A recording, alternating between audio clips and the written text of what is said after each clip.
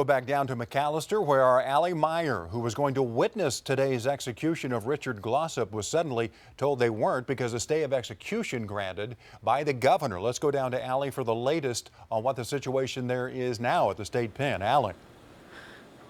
Kevin, we are expecting to hear from DOC Director Robert Patton. What we see now is the director pulling up to the media headquarters right now. This building that is off to my left is housing all state and national media that have been watching the Glossip execution throughout the day today.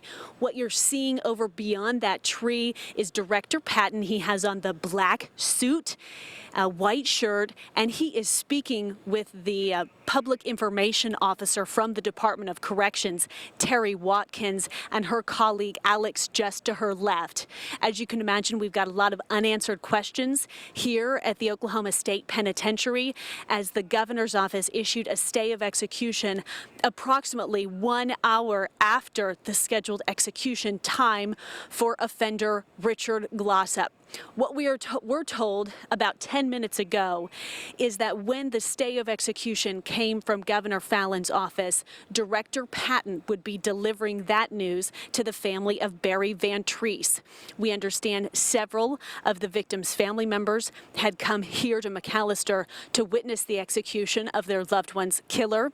So the director has delivered that news to the family, and we understand that they will have the opportunity to leave the campus here if that is what they so choose. We do not know if Director Patton was the one to deliver the news to the offender's witnesses, that is Richard Glossip's witnesses. We know there were 6 people here to witness the execution on behalf of Richard Glossip. He had chosen 4 friends, his attorney out of Denver, Kathleen Lord, and also a clergy member, Sister Helen Prejean. She is an anti-death penalty advocate. All 6 of those witnesses were here on campus to witness the execution on behalf of Richard Glossip. And so now you see Director Patton walking toward the media facility. We have an additional camera and crew inside the media headquarters. And so as soon as he walks up to the mic, we'll be taking his statement live so our viewers at home can hear what Director Patton has to say about this latest development in the Richard Glossip execution.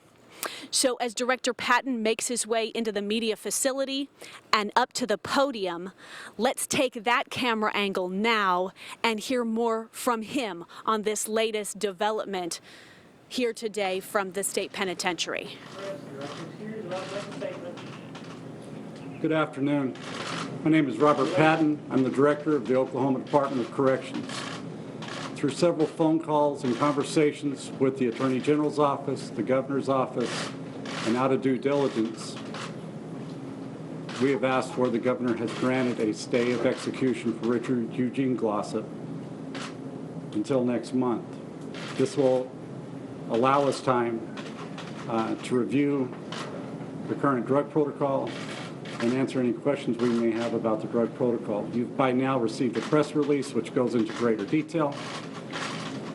I have talked to the Van Treese family at length. My thoughts and prayers are with them at this time. More information will be forthcoming. Thank you. No questions. Not answering any questions. You might not be taking it. Go. Right over. All right, Allie, we just listened to the very brief remarks from the Director of Corrections there. And the question I have for you, and if there you see him walking out of the facility, and if you can hear me, Allie, the question I have is what a time to decide the drugs may not work. Just a few hours, or really just maybe not even hours before he was scheduled to be executed. Have you heard anything more on that?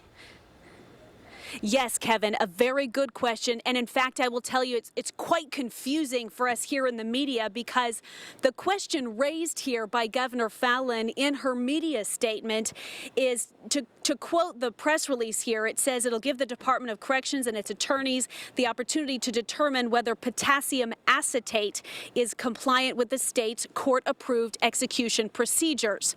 So let me explain what's confusing about that. It lists specifically potassium acetate date on this press release from the governor's office. However, from the Department of Corrections, let's take a closer look at this paper right here.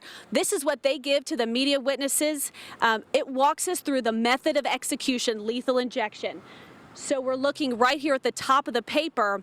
I don't see potassium acetate listed as one of the drugs. We have midazolam, which we know is the sedative, rocurium bromide, which halts the breathing of the offender, and then potassium chloride, the so-called execution drug, stops the heart. So potassium acetate is not listed here on this paperwork. I'm not entirely clear, because I'm not a chemist, and one might assume the governor and the Department of Corrections aren't either. I'm not entirely clear if potassium chloride is the same as potassium acetate or not. There has been lots of questions about midazolam, the sedation drug. Those questions regarding this specific execution have gone all the way up to the U.S. Supreme Court. We know Richard Glossip got a lengthy stay of execution, a number of months, while the Supreme Court considered the question, is midazolam an appropriate drug to use for lethal injection? Anti-death penalty advocates believe it's cruel and unusual punishment. The Supreme Court ruled 5-4 on that months ago, that midazolam can be used lawfully for an execution here in the U.S. So we were hoping to ask the director of the Department of Corrections to clarify a bit about this latest stay of execution. But as you saw right here live on News Channel 4, he didn't answer any questions. It was a very brief statement from the Department of Corrections.